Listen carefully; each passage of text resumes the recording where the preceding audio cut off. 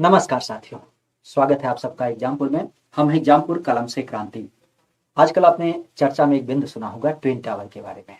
और twin tower की जब बात करते हैं तो ये न्यूज बनते बनते इतनी बड़ी न्यूज बन गई है कि अब लगभग लगभग सभी लोगों तक इसके बारे में सूचना पहुंच गई है।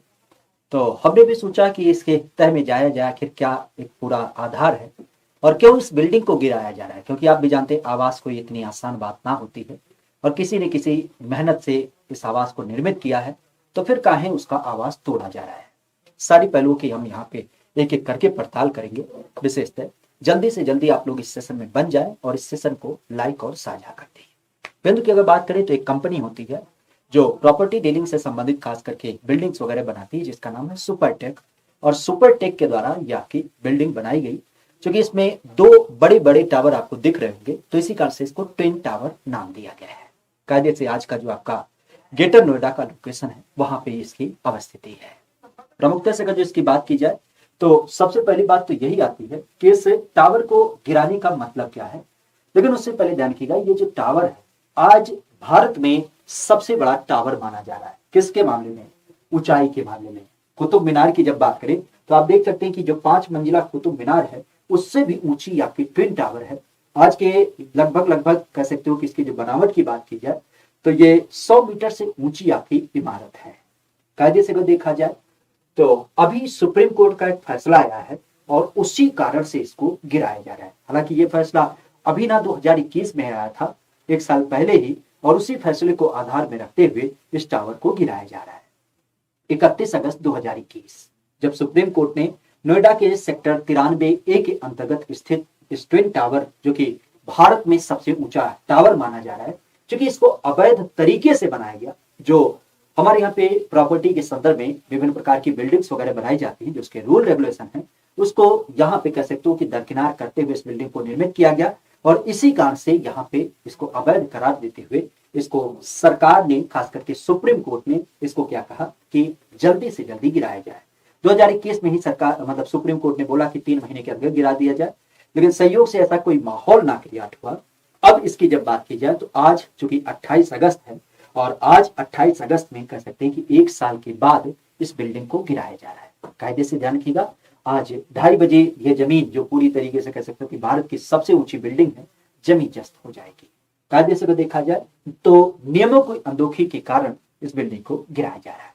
मसला क्या है पूरी तरीके से देखा जाए तो सबसे पहली बात तो ये ध्यान रखिएगा, जैसा कि आजकल न्यूज में आपने देखा भी होगा कि इस बिल्डिंग को गिराने में क्या क्या चीजें इस्तेमाल होंगी। तो ध्यान रखिएगा, बिल्डिंग चूंकि बारूद से फोड़ा जाएगा, चूंकि ये जो पूरा बिल्डिंग है एक रिहायशी इलाके में है, तो ऐसा भी नहीं है कि इसको पलट करके गिरा सकते हैं या बुलडोजर वगैरह के सहायता से गिरा सकते हैं।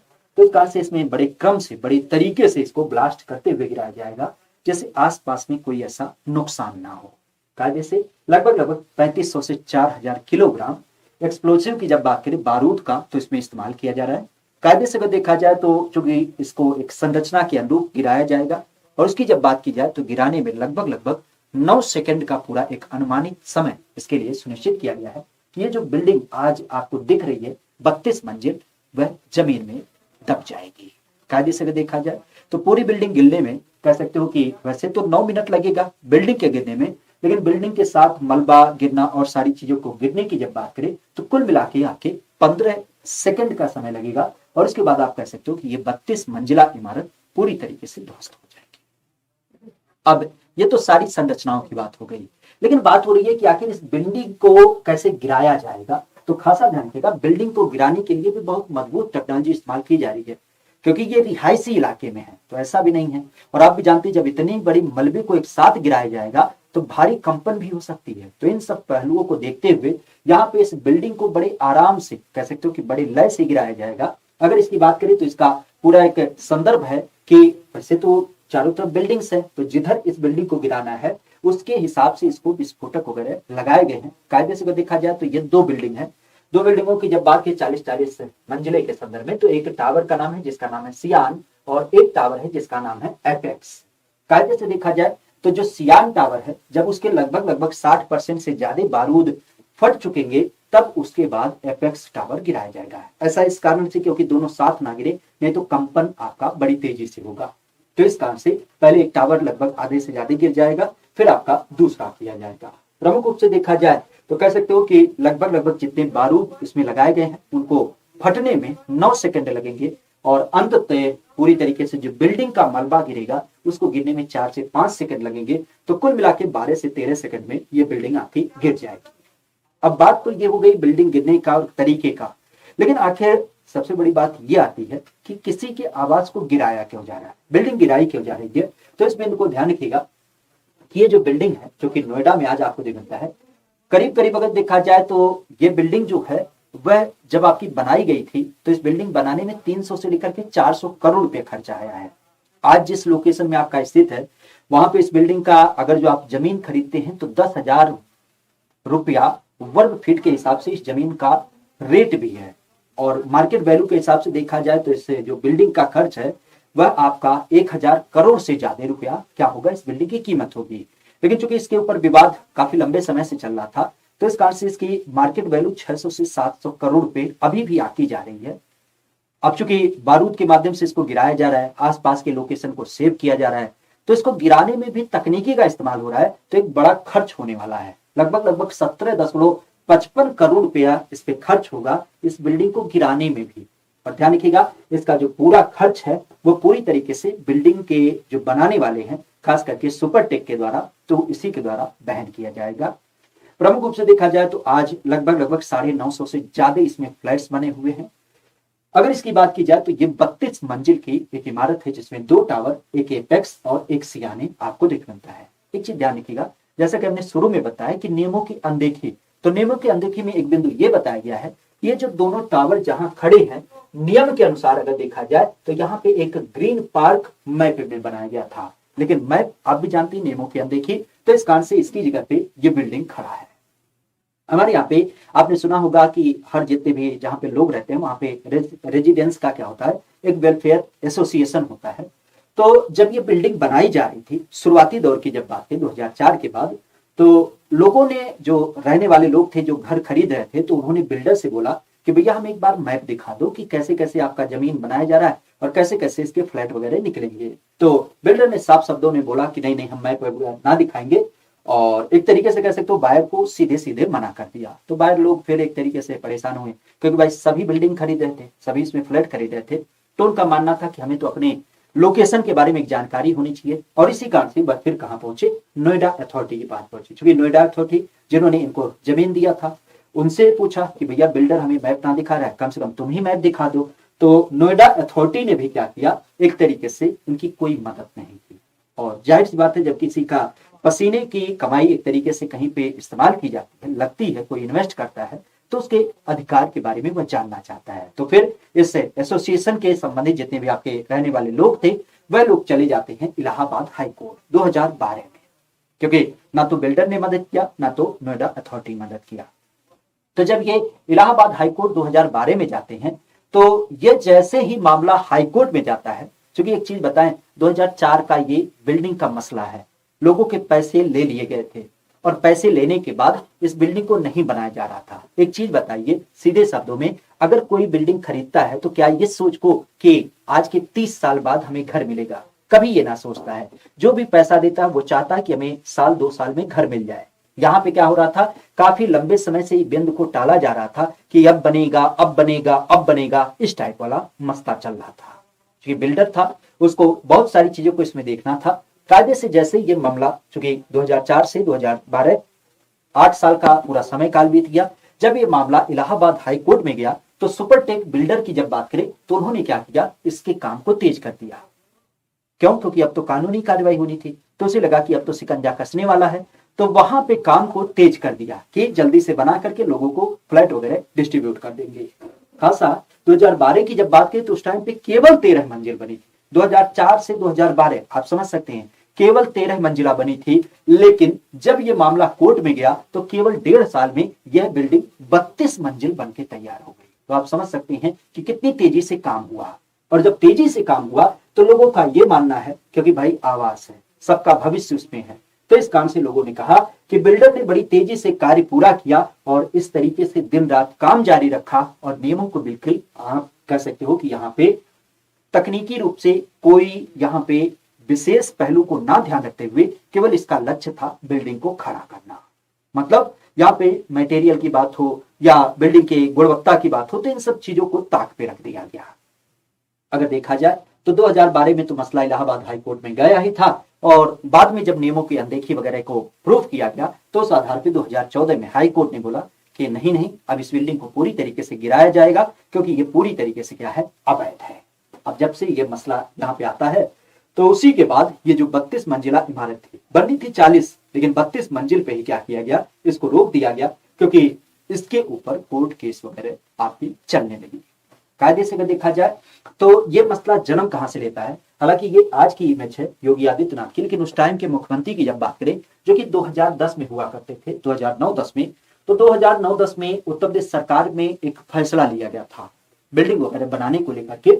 वह मसला ये था कि जितने भी आपके नए आवंटी है, क्योंकि जो अथॉरिटी होती है जब किसी बिल्डर को फ्लैट वगैरह बनाने के लिए जमीन देती है, तो उसमें एक बिंदु होता है, खास करके FAR, फ्लोर एरिया रेशियो, घर बनाने के लिए जो आपका आवश्यकता से जमीन लगती है, और उस जमीन पे जब आप घर बनाते हैं और बाकी जमीनों पे अस्पताल, खेल के मैदान, स्विमिंग पूल और पार्किंग, ये सारी चीजों को डेवलप करते हैं। तो उस बिंदु को लेकर के यहाँ पे एक निर्णय लिया गया कि जितने पुराने आवंटी है उनको क्या करना जाएगा, उनके पास फ्लोर एरिया रेशियो का 33% तक खरीदने का विकल्प दिया गया, और कहीं न कहीं कह सकते हो कि जो नए आवंटी थे उनको FRA जो था उसको बढ़ाने का पूरा एक आधार दिया गया। और जैसे ही यह आपका एक तरीके से नियम आता है, क्योंकि यह बिल्डिंग 2004 की थी, तो 2009 में यह आपका फैसला आता है, तो बिल्डर ने सोचा कि हम भी अतिरिक्त जमीन का इस्तेमाल कर लेंगे, और वहीं से ये पूरा मसला यहाँ पे चालू होता है। बिल्डर लालच में आके एक तरीके से कह सकते हो कि उस जमीन पे अतिरिक्त फ्लैट बनाने की पूरी कवायद चालू करता है। शुरुआत यहीं से होती है। यहां पे देखा जाए तो किन लोगों ने केस किया था, ये जो सुपरटेक बिल्डिंग है, सुपरटेक बिल्डिंग के सामने ही आपका एक अथॉरिटी पड़ती है जिसको हम एमराल्ड पोर्ट सोसाइटी के नाम पे जानते हैं। इन्हीं लोगों ने बताया कि नोएडा अथॉरिटी के साथ मिलकर के इन्होंने क्या किया है, नियमों के साथ अनदेखी की है, बिल्कुल अंधकारमय तरीके से इस बिल्डिंग का निर्माण किया है। जैसा कि हमने बताया कि 23 नवंबर 2004 को नोएडा अथॉरिटी ने क्या किया था, सेक्टर 93A के अंतर्गत ग्रुप हाउसिंग, मतलब जो कॉम्प्लेक्स बनते हैं उसके लिए लगभग 84,273 मीटर स्क्वायर फीट का ये जो जमीन होता है, यह वर्ग मीटर जमीन की जमीन इस ग्रुप हाउसिंग के लिए अथॉरिटी को दिया। अथॉरिटी के द्वारा खास करके सुपरटेक कंपनी को दिया कि यह बिल्डर क्या करेगा, यहाँ पे फ्लैट बनाएगा। प्लाट नंबर 4 की जब बात करें तो यह एमराल्ड कोर्ट को आवंटित किया गया, और इसके बाद जमीन में क्या किया गया, 14 मंजिला टावर बनाने के लिए खास करके एक नक्शा जारी किया गया। शुरू में 14 मंजिला। अगर इसकी बात करते हैं तो इसके लिए जो पूरे आधार रखे गए वह ये रखा गया कि पहले ग्राउंड फ्लोर बनेगा, और ग्राउंड फ्लोर के साथ ही साथ 9 मंजिल बनाए जाएंगे। हालांकि जैसा कि हमने बताया कि नियमों की अनदेखी हुई नोएडा के अथॉरिटी के साथ मिलकर के, तो यह समय समय पर इसमें नक्शे में बदलाव करता था, और इसी बात का रोष लोगों में था। क्योंकि 2 साल बाद अर्थात 2006 में क्या किया, इसने नोएडा अथॉरिटी के साथ मिलकर के इसमें संशोधन कराया और फिर से एक नया नक्शा पास किया, जिसके आधार पे क्या हुआ कि जो पहले 9 मंजिल बिल्डिंग बनने वाली थी उसे क्या किया गया, 11 मंजिल कर दिया गया। तो इस तरीके से कह सकते हो कि यहाँ पे 9 मंजिल पहले बननी थी, लेकिन अब इसके 11 मंजिल फ्लैट बनाने की मंजूरी नोएडा अथॉरिटी ने दिया, और साथ ही साथ ये बोला कि इस तरीके से 14 टावर आप अनवरत बनाएंगे, कोई टेंशन नहीं है। खास करके इसी बिंदु के साथ ही अगर देखा जाए तो नोएडा अथॉरिटी ने क्या किया, 15 टावर बनाने का नक्शा पास करके इसको फ्री कर दिया। अगर देखा जाए तो यहाँ पे ये 15 टावर बनाने का नक्शा तो पास हुआ, और साथ ही साथ क्या हुआ, 16 और टावर बनाए जाने की मंजूरी भी दे दी। क्योंकि भाई आबादी दिन ब दिन बढ़ रही थी, सबको फ्लैट की जरूरत थी, तो यहाँ कितने जल्दी से ज्यादा फ्लैट बने जिससे लोग क्या हो, एक तरीके से यहाँ पे अपना रिहाइश बना सके। 26 नवंबर 2009 जहां पे अथॉरिटी ने क्या कहा, फिर से 17 और टावर बनाने के नक्शे पास कर दिए। मतलब एक के बाद एक टावर का नक्शा अथॉरिटी के द्वारा पास किया जा रहा था, जबकि अथॉरिटी कभी भी नियमों की तरफ ना देख रही थी। प्रमुख रूप से यही पर देखा जाए तो नोएडा अथॉरिटी ने क्या किया, 2 मार्च 2012 को एक संशोधन किया, और संशोधन करके फिर से क्या कहा कि जो फ्लोर एरिया रेशियो है, खास करके 16 नंबर और 17 नंबर के लिए इसको बढ़ा दिया। अब जैसे ही ये एरिया आपका बढ़ाया गया, तो उस कंडीशन में जो दोनों टावर आपके बनने थे, उन दोनों टावर में मंजिल की जब बात करें, पहले ये मंजिल आपके कह सकते हो कि 9 के बाद 11, लेकिन अब इस मंजिल को 40 मंजिल तक कर दिया गया। 40 मंजिल आप समझ सकते हैं, 40 मंजिला इमारत मतलब आप यूं करके देखेंगे लगभग लगभग 121 मीटर ऊंचाई की आपकी क्या की गई, इस मीटर के ऊंचाई की इमारत को बनाने की आपकी संकल्पना अथॉरिटी के द्वारा कह सकते हो कि यहां पे पूरी तरीके से पुख्ता कर दी गई। पूरी तरीके से तो कार्य चल ही रहा था। अगर देखा जाए तो एक हमारे यहाँ पे नियम बनता है कि कोई भी अगर जो दो टावर बनते हैं तो उनके बीच एक गैप होना चाहिए। आप यहाँ देख सकते हैं ये जो एमराल्ड कोड है और ये जो टावर है इनके बीच में गैप होना चाहिए, क्योंकि भविष्य में बहुत सारी दिक्कतें होती हैं। और अगर देखा जाए तो नियम के मुताबिक ये दूरी 16 मीटर होनी चाहिए, जबकि इन्होंने क्या किया, नियमों को तो देखना ही नहीं था, तो इस कारण से इन्होंने क्या किया, केवल इस दूरी को 9 मीटर रखा। ये भी कह सकते हो कि एक नियम की अनदेखी यहाँ पे की गई थी। क्लियर, यहां पे कह सकते हो कि नियम की एक अनदेखी ही इसके अंदर की गई थी, जिसके माध्यम से बहुत सारे ऐसे लूप होल निकल के आए जो कि पूरी तरीके से इस बात की पुष्टि करते हैं कि इस टावर को बनाने में लोगों के पैसे तो लिए गए और लोगों को काफी लंबे समय तक घुमाया गया। अलग अलग प्रकार के आपके यहाँ पे फ्लैट बने, लेकिन उस फ्लैट की अभी भी किसी के पास क्या है, अपने हक नहीं है। जब विभिन्न प्रकार के लोग जब इसके मात्रा में कह सकते हो कि ज्यादा मात्रा में प्रताड़ित हो गए, जब कोर्ट का सहारा लिया और कोर्ट में बहुत सारी चीजों के बारे में पुख्ता हुआ कि किस तरीके से अथॉरिटी और बिल्डर ने मिल करके एक बड़ा सा गेम उनके साथ खेला, तो इन सब पहलुओं को देखते हुए सुप्रीम कोर्ट ने साफ शब्दों में कहा कि इस बिल्डिंग को आप गिराएंगे। गिराने के लिए 2021 में ही आपका निर्णय दिया गया था, लेकिन अब काफी लंबे अरसे के बाद कह सकते हो कि आज दोपहर 2:30 बजे इस बिल्डिंग को पूरी तय तरीके से गिराया जाना है। चूंकि ये मसला काफी चर्चा का एक बिंदु बन चुका था और चूंकि ये देश का सबसे ऊंचा बिल्डिंग भी है और कैसे इस बिल्डिंग को गिराया जाना, इन सारे पहलुओं को देख करके हमने एक एक बिंदु को समझा। ये भी समझने की कोशिश की कि आखिर इसके पीछे रीजन का था और रीजन होने के साथ ही साथ इनमें किन किन मसलों और किन किन मुद्दों की प्रमुख रूप से एक विशेष कमियां देखने को मिली, जिस कारण से इस अथॉरिटी के द्वारा और इस बिल्डर के द्वारा बनाई गई आज देश के संबंध में सबसे बड़ी बिल्डिंग को गिराया भी गया। फिलहाल आज के बिंदु को यहीं तक रखते हैं। उम्मीद करते हैं सेशन पसंद आया होगा। बाकी कोई समस्या होती है, कोई ऐसा बिंदु होता है तो आप जरूर कमेंट करके बताइएगा। ऐसी रोज नई तकनीकी जानकारियों और विभिन्न प्रकार के रोचक मनोरंजक जानकारियों का खजाना आपको इस चैनल पर मिलता ही रहता है, तो आप इस चैनल को लाइक से सब्सक्राइब जरूर करें। मिलते हैं किसी नए बिंदु के साथ। आज के लिए इतना ही। Thank you, all the best.